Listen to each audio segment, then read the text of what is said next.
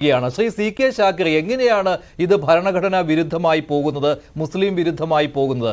വഖഫ് ഭൂമികളുടെ സംരക്ഷണവും ഇതിലൂടെ വരികയാണല്ലോ. വഖഫ് ബോർഡുകളുടെ ഘടന തന്നെ മാറ്റിക്കൊണ്ട് ഇപ്പോൾ നിങ്ങൾക്ക് പോലും എതിർപ്പുള്ളതാണ് വഖഫ് ഭൂമികൾ അന്യാധീനപ്പെട്ടു പോകുന്നുവെന്ന്. അതുണ്ടാവുകയില്ല. അത് സംരക്ഷിക്കുവാനായിട്ട് ആ ഘടനയിൽ പോലും മാറ്റം വരുത്തുകയാണ്. അപ്പോൾ മുസ്ലിം വിരുദ്ധമാണെന്ന് എങ്ങനെ പറയാം? ഇങ്ങനെ ഒരു തർക്കമുണ്ടാകുമ്പോൾ സ്വാഭാവികമായിട്ടും അത് കോടതികൾ തീർപ്പ് കൽപ്പിക്കട്ടെ. ഇപ്പോൾ കോടതികൾക്കുള്ള ഒരു പരിമിതി പോലും അവിടെ വരികയാണ്. വഖഫ് ട്രൈബ്യൂണലിൽ മാത്രമേ ചോദ്യം ചെയ്യാൻ കഴിയുകയുള്ളൂ, അതിന് മേലേക്ക് ആരും പോകരുതെന്ന്. പിന്നെ ഭൂമികളുടെ സർവേ, ഇതെല്ലാം തടസ്സപ്പെട്ട് കിടക്കുകയാണ്. വഖഫ് ബോർഡിന് പൂർണ്ണമായ അധികാരം നൽകിയിരിക്കുകയായിരുന്നു. അതെടുത്ത് കളയേണ്ടത് തന്നെയല്ലേ? അല്ലാതെ ഒരു ബോർഡാണോ തീരുമാനിക്കേണ്ടത് ഈ സ്വത്തുക്കൾ ആരുടെ വകയാണ് എന്നുള്ളത്? അത് അംഗീകരിക്കാൻ പറ്റില്ല. അതല്ലേ യഥാർത്ഥത്തിൽ ഭരണഘടനാ വിരുദ്ധത? അതല്ലേ ഇന്ന് ലോക്സഭയിൽ അതിനെതിരായി ഭേദഗതി ബിൽ പാസ്സാകാൻ പോകുന്നത്, നാളെ രാജ്യസഭയിലും?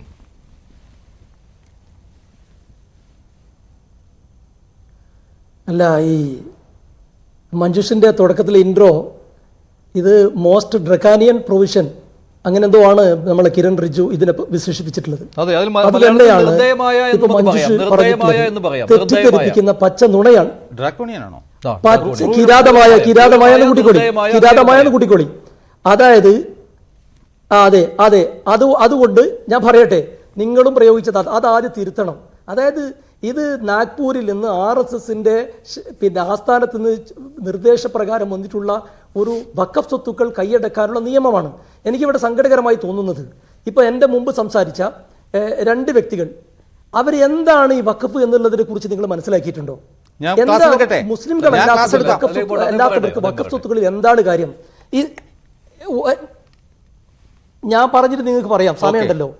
ഒന്ന്, വഖഫ് എന്ന് പറഞ്ഞാൽ ദൈവമാർഗത്തിൽ ദൈവപ്രീതി ആഗ്രഹിച്ച് മരണാനന്തര ജീവിതത്തിൽ സുഖകരമായ ജീവിതം ആഗ്രഹിക്കുന്ന, ദൈവത്തിൻ്റെ പ്രതിഫലം ആഗ്രഹിച്ചുകൊണ്ട് പള്ളി, മദ്രസ, ധർമ്മസ്ഥാപനങ്ങൾ, അതുപോലെ ഈ അനാഥശാലകൾ ഇങ്ങനെ ദാനമായി കൊടുക്കുന്നതാണ് വഖഫ് എന്നുള്ളത്.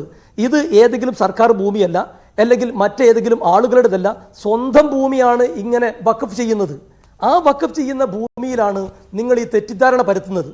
ഒന്ന്, നമ്മൾ കേരളക്കരയിൽ തന്നെ ഇത് വർഗീയത ഉണ്ടാക്കാനാണ് ചില ആളുകൾ ഇക്കാര്യത്തിൽ ശ്രമിക്കുന്നത്. നിങ്ങളോട് വളരെ വിനീതമായി പറയുകയാണ്, ദയവായി നിങ്ങൾ വിഷം കലക്കരുത്. വിഷയത്തെ കൃത്യമായി മനസ്സിലാക്കാം. എന്താണ് വഖഫ് എന്നറിയില്ല, എന്താണ് വഖഫ് ബോർഡ് എന്നറിയില്ല.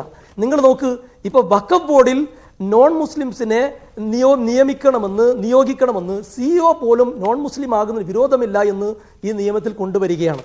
എന്നാൽ ഹിന്ദുമത വിശ്വാസികൾക്കോ ദേവസ്വം ബോർഡിലോ അതുമായി ബന്ധപ്പെട്ട മറ്റു മതങ്ങളുടെ 25ഓളം ഇതേപോലെയുള്ള വിശ്വാസികളുടെ മറ്റ് ആരാധനാലയങ്ങളിലോ ഇതുപോലുള്ള സ്വത്തുക്കളിലോ അവിടെയൊന്നും മറ്റു മതസ്ഥർ പാടില്ല എന്ന് കൃത്യമായി എഴുതി വെച്ചിട്ടുണ്ട്. ഇത് കൃത്യമായ ഡിസ്ക്രിമിനേഷൻ അല്ലേ? ഇതെന്താണ്? വിവേചനമല്ലേ?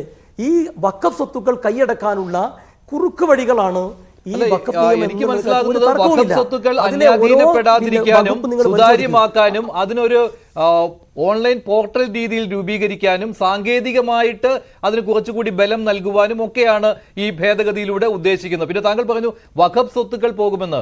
വഖഫ് സ്വത്തുക്കൾ പോകാതിരിക്കാനാണ്. അതുപോലെ തന്നെ മറ്റ് സ്വത്തുക്കൾ, അത് പ്രൈവറ്റ് പ്രോപ്പർട്ടി ആകാം, സർക്കാർ പ്രോപ്പർട്ടി ആകാം, അത് വഖഫാണ് എന്ന് അവകാശപ്പെടാതിരിക്കാനും കൂടിയുണ്ട്.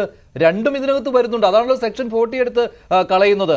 അതാണല്ലോ ഈ തർക്കത്തിലൊക്കെ കാരണമായിരിക്കുന്നത്. രാജ്യത്താകമാനം 9,40,000 ഏക്കർ ഭൂമി വഖഫ് സ്വത്തായിട്ടുണ്ട്. അതെല്ലാം പോകുമെന്നൊന്നും കരുതാനാവില്ല. അതെല്ലാം പോകുമെന്നാണ് നിങ്ങൾ കരുതുന്നത്? അതെല്ലാം എടുത്ത് കളയാൻ പോവുകയാണ് എന്നൊക്കെ, അങ്ങനെയൊന്നും തെറ്റിദ്ധാരണ പരത്തുന്ന കാര്യങ്ങൾ പറയരുത്. മഞ്ജുഷ, ഒരു മിനിറ്റ്, ഞാൻ മുഴുവനാക്കട്ടെ. ഒറ്റ മിനിറ്റ്. ഇപ്പോ അദ്ദേഹം പറഞ്ഞ, അതായത് ഒന്ന് ഇരുട്ടി വെളുക്കുമ്പോഴേക്കും വഖഫ് ഭൂമിയായി മാറ്റപ്പെടുന്ന എന്ന് പറഞ്ഞുകൊണ്ടാണ് നിങ്ങളൊക്കെ തുടങ്ങുന്നത്, പ്രചരിപ്പിക്കുന്നത്. പച്ച നുണയല്ലേ?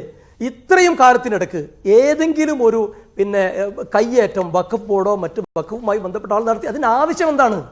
വഖഫ് എന്താണ് എന്ന് നിങ്ങൾ മനസ്സിലായി. മഞ്ജുഷൻ അറിയാം എന്താ വഖഫ് എന്ന്? ഈ ചർച്ചയിൽ പങ്കെടുക്കുന്ന ആളുകൾക്ക് അറിയില്ല എന്താണ്. എനിക്കറിയാം. എന്തിനാണ് നിങ്ങൾ ഈ തെറ്റിദ്ധാരണ വരുത്തുന്നത്? അല്ല, ഇപ്പൊ പുള്ളി പറഞ്ഞ തെറ്റുണ്ട്. ഒരു വഖഫ് ഉണ്ടാക്കുന്ന സമയത്ത് നിങ്ങൾ, നമ്മൾ പ്രേക്ഷകർ മനസ്സിലാക്കട്ടെ, നിങ്ങൾ ദയവ് തെറ്റിദ്ധാരണ വരുത്തല്ലേ. ഇത് അറിയാമോ? ഏതെങ്കിലും ഭൂമി ഇത് വഖഫാണെന്ന് പറഞ്ഞാൽ അങ്ങനെ അറിയാമോ? അല്ല, പറയട്ടെ മഞ്ജുഷേ. അല്ല, എന്റെ പറയരുത്. ഏതെങ്കിലും ഇപ്പൊ ഇവിടെ ഇരിക്കുന്ന മഞ്ജുഷിന്റെ വീട്ടിലെ ഭൂമി വന്നിട്ട് ഞാൻ അദ്ദേഹത്തോടൊന്ന് ഒന്ന് കേൾക്കാൻ പറയാം. ഞാൻ ഒരു ഉദാഹരണം പറയാം. ഇത് ശരിയാണോ തെറ്റാണോ എന്ന് പറയുക. കിരൺ റിജിജു ഇന്ന് ലോക്സഭയിൽ പറയുകയാണ് വഖഫ് ഭേദഗതി ബിൽ അവതരിപ്പിച്ചുകൊണ്ട് അദ്ദേഹം പറയുകയാണ് ഡൽഹി വഖഫ് ബോർഡ് അവകാശവാദം ഉന്നയിച്ച ചില ഭൂമികളുടെ കണക്ക് പാർലമെന്റ് മന്ദിരം പോലും ഉൾപ്പെടുകയാണ് എന്ന് മന്ത്രി ലോക്സഭയിൽ പറയുമ്പോൾ അത് തെറ്റാണെന്ന് എങ്ങനെ പറയാൻ കഴിയും? അതേ രേഖകൾ സഹിതമാണ് പറയുന്നത്. പാർലമെന്റ് മന്ദിരം, അതുപോലെ തന്നെ കേന്ദ്ര സർക്കാർ മന്ത്രി സുപ്രീം കോടതിയിൽ അത് രേഖയാണോ മഞ്ജുഷേ? ഇങ്ങനെ അല്ല, എത്രയോ കേന്ദ്ര സർക്കാർ സ്ഥാപനങ്ങൾ അങ്ങനെ പോയി. നിങ്ങൾ എന്ത് അടിസ്ഥാനത്തിലാണ് താജ്മഹൽ, ഏത് രേഖയുടെ ഏത് തെളിവിന്റെ അടിസ്ഥാനത്തിലാണ് താജ്മഹൽ ക്ലെയിം ചെയ്തത് സുപ്രീം കോടതി ഓടിച്ചത്? പറയൂ, ഏത് തെളിവിന്റെ അടിസ്ഥാനത്തിലാണ് നിങ്ങൾ താജ്മഹൽ ക്ലെയിം ചെയ്തത്? ശരി, ഞാൻ ആദ്യത്തെ ചോദ്യത്തിലേക്ക് പോവുകയാണ്. ഞാൻ രണ്ടുപേരിലേക്ക് വരാം. അതിനു മുമ്പ് ഫിലിപ്പ് കബീൽ